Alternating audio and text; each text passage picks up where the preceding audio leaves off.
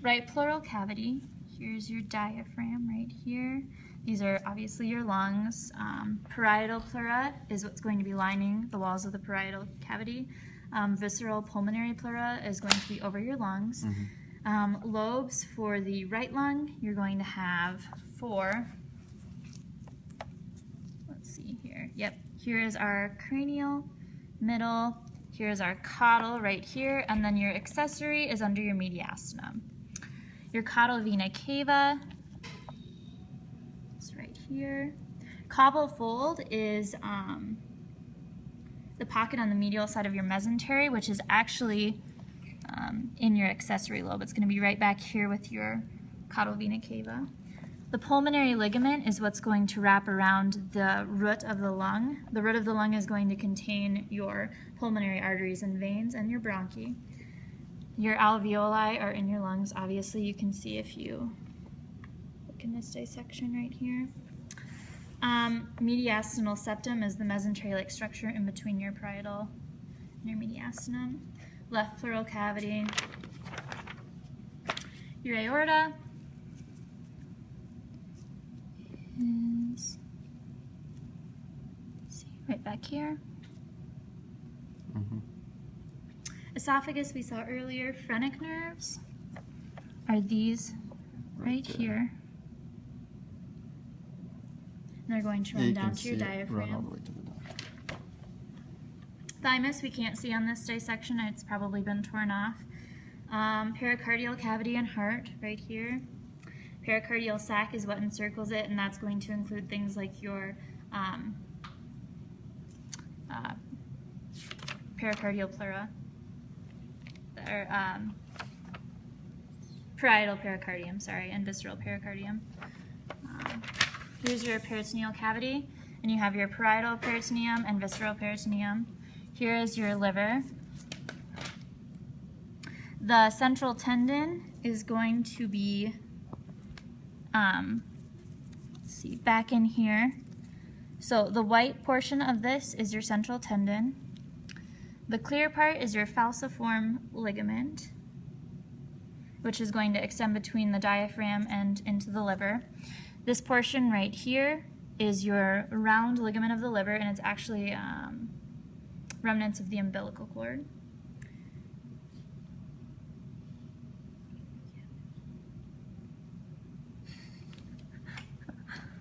This is your left lateral, left medial, right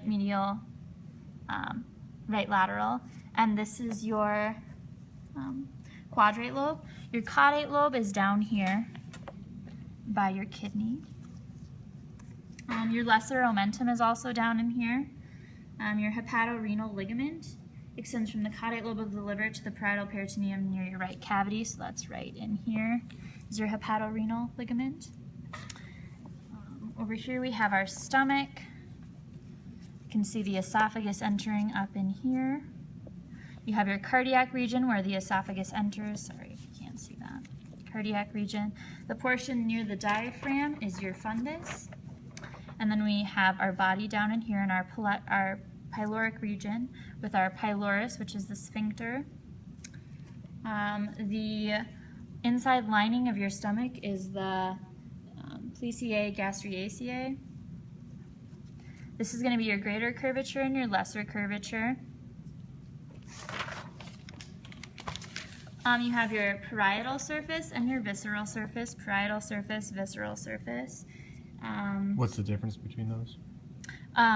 Parietal is going to be the cranial part of the stomach that's in contact with your diaphragm and liver, and visceral is the stomach, the caudal portion of it that's in contact with the other organs. Here's our greater omentum. All of this, or it's also known as your mesogaster. It's going to have a sac-like structure. The inside of it is your omental bursa. You have your ventral sheet and then your dorsal sheet underneath. Here is our spleen. It's enlarged in the cats. Here's our gastrolienic ligament, which is just the portion of the greater omentum in between your stomach and your spleen. What's the ligament again? Gastrolienic ligament. Okay. Could you show that again? It's this portion of the greater omentum. Okay. Inside your omental bursa It's actually known as your lesser peritoneal cavity.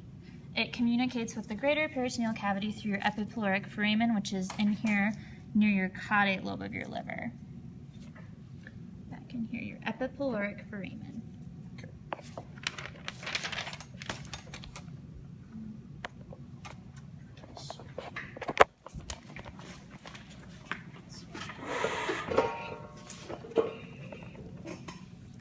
So in here we have our gallbladder, and it's going to come down and unite with the hepatic ducts. And if we flip this over here into our pancreas, you're going to be able to see the common bile duct running into your pancreas, which we've kind of torn this away, but it's going to be right in here.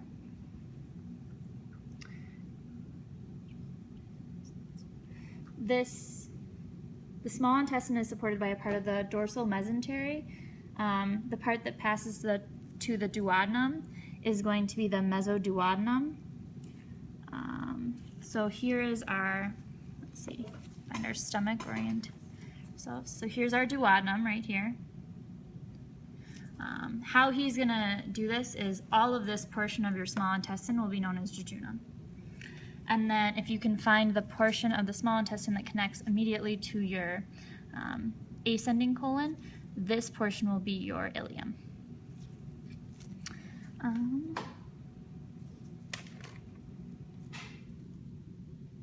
There's going to be a small triangular peritoneal fold, the duodenic fold, which will be on the caudal end of the duodenum and the mesocolon. So it's going to be back here. I think this is the triangular.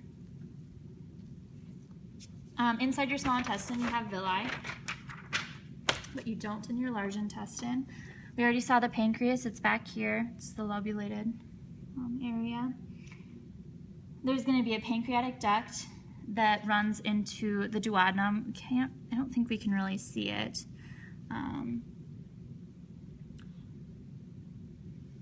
Okay, your cecum is this portion of your large intestine right here, this little outshoot.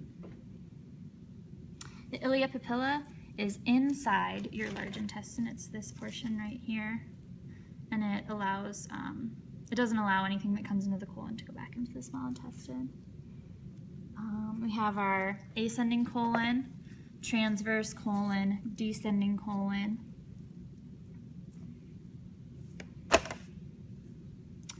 Here we have our urinary bladder down here.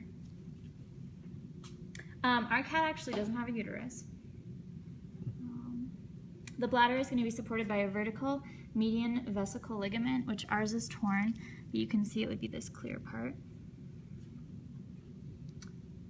There's lateral vesical ligaments, which are going to attach down in here, and they're surrounded by fat pads.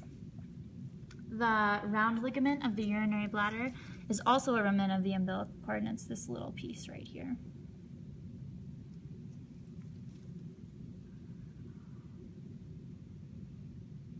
The rectogenital pouch is between the large intestine and the uterus. So that would be this portion right here. The shallow vesicogenital pouch is between the uterus and the urinary bladder. We don't have a uterus, but it would be back in here. And then we have the pubovesical pouch, which is between the urinary bladder and the abdominal wall. So that's our pubovesical pouch. The ovary would be back in here, and the ovary would be up here, and then your uterus would extend down on both sides.